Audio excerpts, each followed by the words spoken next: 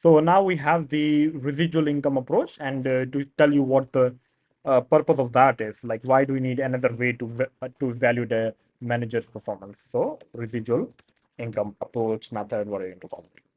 Okay. Now the thing is, when we're using the return on investment method, let's say, just to tell you the problem with this way of evaluating a manager's performance. So let's say if I'm using the ROI method to judge a manager performance, and let's say year one, it is 20%, and year two, it is 24%.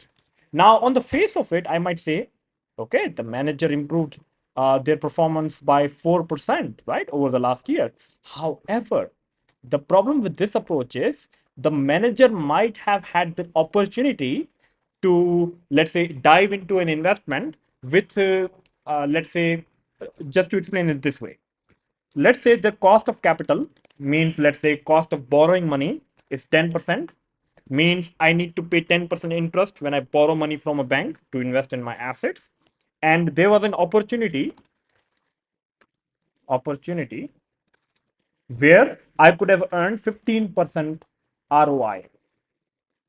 So, normally speaking, should I do this, take on this investment opportunity? Of course, I should, because I'm making 5% more money than I have to pay back to the bank, which is cost of capital.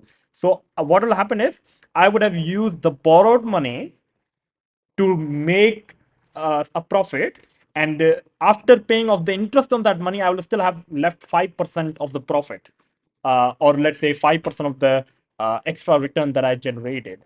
Now the problem is, if you're using a return on investment approach to evaluate managers, the manager here maybe in the year two might have had this opportunity but didn't take on the opportunity because he realized that if I take on this opportunity, even though the company will make a profit, right? Because we are making more return than the cost of capital, means the interest we have to pay to the bank.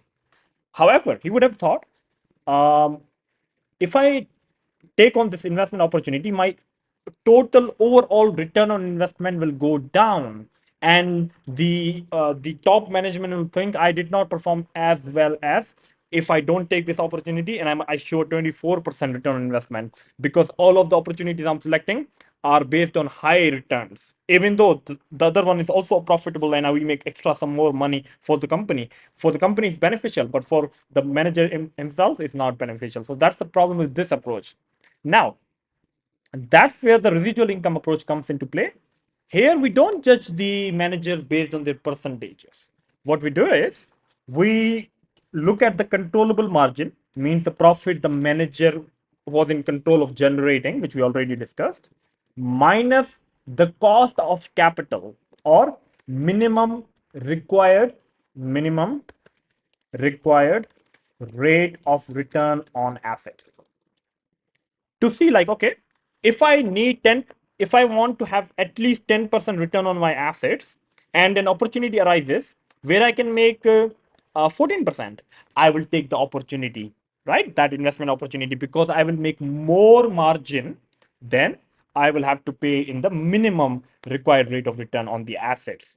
So that's why this is a bit better approach in that regard. Of course, this also has its own problems, but at the moment, you just have to get familiar with these concepts of return on investment is one way of judging a manager's performance, and residual income approach is another way of judging manager's performance.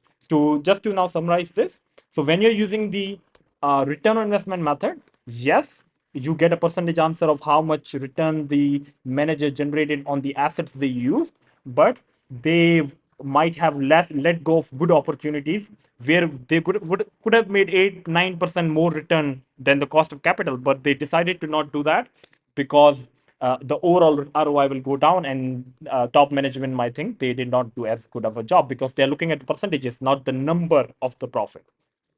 Here, since we are looking at the number of the profit, means controllable margin means the profit in number that the manager generated, and the number of amount of money that they were required to generate minimum to cover, let's say, the cost of the assets, uh, and then to see like how much in number the manager generated. Now the problem with this approach would be, of course, uh, this doesn't account for the size of the, let's say, different segments. So of course, a segment with more assets will generate more number contribution or controllable margin than a segment with lower number of assets. So that's the problem with this approach, that it doesn't take into account the sizes. Because when you use percentages, the problem of the size of different segments goes out of the window, because we are looking at the percentage of assets as profit. Here, we're looking at in numbers. So the problem is the size. It doesn't take into consideration the size of segments. One segment that is like so large, of course, will make more profit, even if they don't do a good job, compared to a small segment that are making a lot of return, but it's like little bit of assets. So a lot of return on bit of assets doesn't look that much. It doesn't amount to that much, I should rather say.